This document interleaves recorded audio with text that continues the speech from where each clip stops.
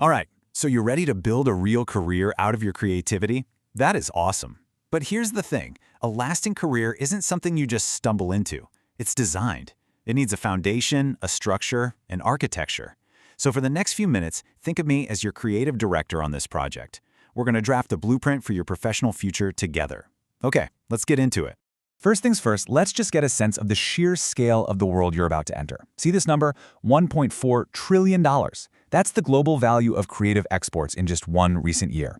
To put that into perspective, that's bigger than the entire economy of a lot of countries. So yeah, this is not some niche market anymore. This is a massive, thriving global economic force. You're not just making cool stuff, you are stepping into a powerhouse.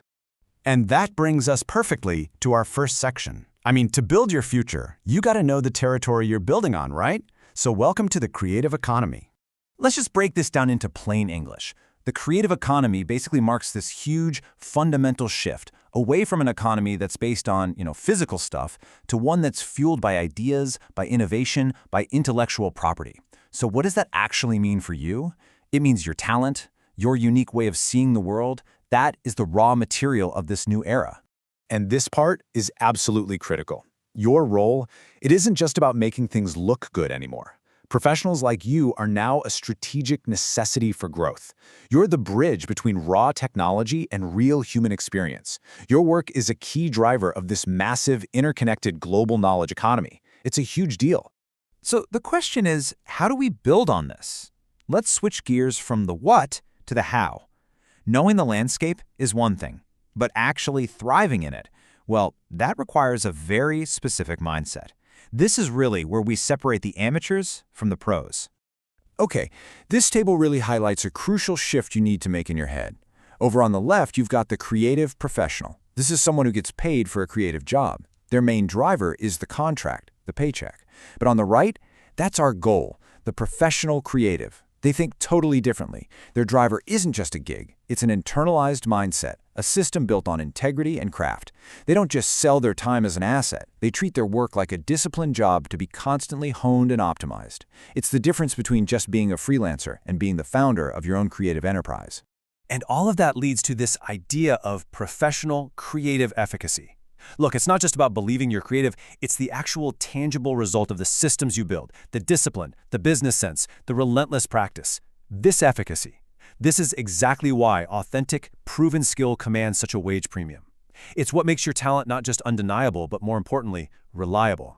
Now, I get it. Building that system can feel, well, overwhelming.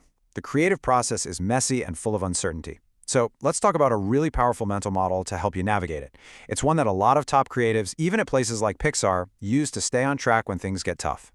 Pete Docter, the director of Inside Out, just nails it here. He perfectly captures that fear that can absolutely paralyze us, right? That feeling of being totally lost in a dark tunnel with no end in sight.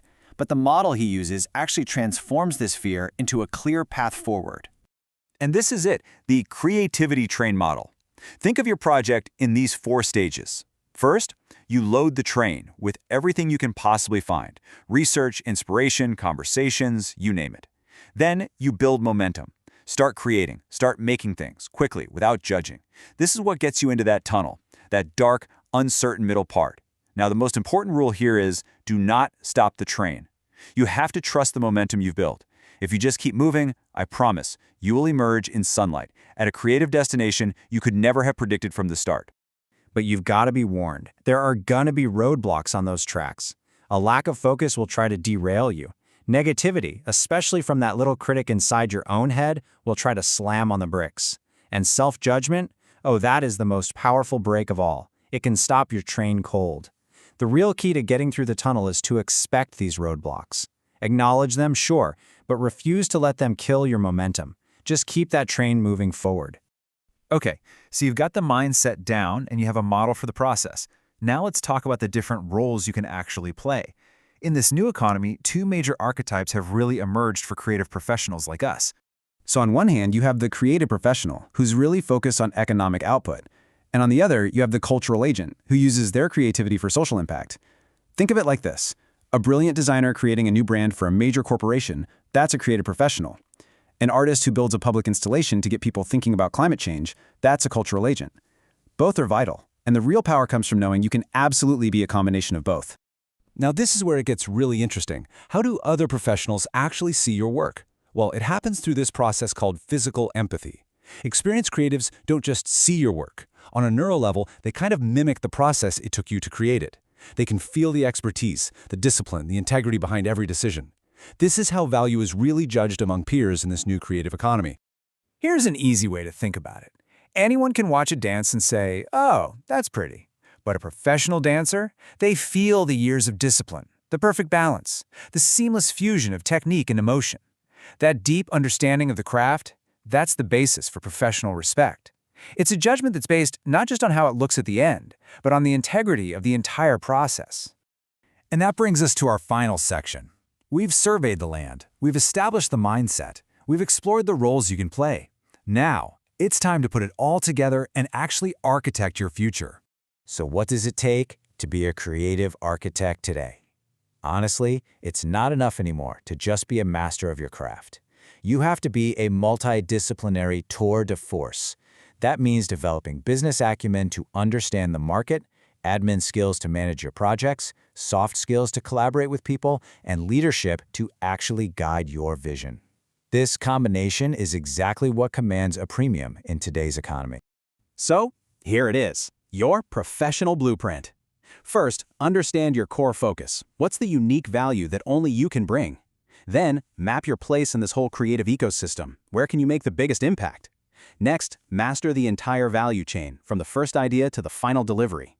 You have to embrace an entrepreneurial identity. You are the CEO of your own career. And finally, leverage your skills beyond just the creative sector. This is how you build a future that's not only creatively fulfilling, but also financially rewarding. The tools are all here. The plans are laid out for you. The structure of a modern creative profession has been designed, it's been tested, and it's been proven. The only question left is, of course, the most important one. Who's going to pick up the tools and be its architect?